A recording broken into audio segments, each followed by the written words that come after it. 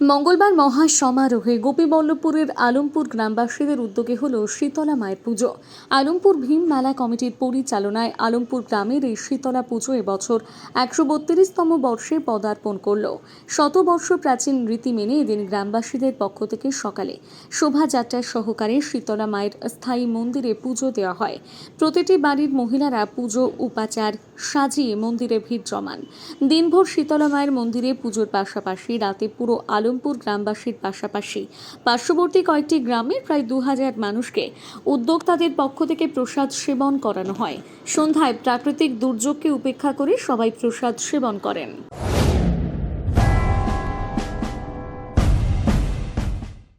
আচার্য প্রলয় চক্রবর্তী, যিনি সম্পূর্ণ বিজ্ঞানভিত্তিক পদ্ধতিতে বিচার বিশ্লেষণ এবং প্রতিকার করেন।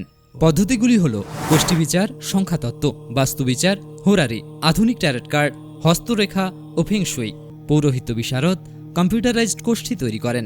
চেম্বার প্রতি বুধবার বেলদাতে, কেশিয়ারি মোড়, শ্যাম হোমিও হলের নিকট, সকাল 10টা থেকে বিকেল 5টা এবং সোমবার ও শুক্রবার ঠাকুরচক বাসস্ট্যান্ডে বিকেল 3টে থেকে রাত্রি 8টা পর্যন্ত।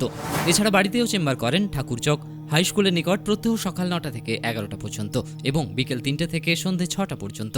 এছাড়া প্রতি ইংরেজি মাসের প্রথম ও শেষ সপ্তাহে রবিবার সকাল 11টা থেকে 5টা পর্যন্ত জুনবলদা 9 নম্বর অঞ্চল অফিসের নিকট চম্পা স্টুডিও দ্বিতলে।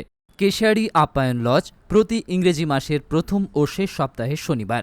নিজেকে আপডেট রাখতে ফলো করুন সানন্দা নিউজ।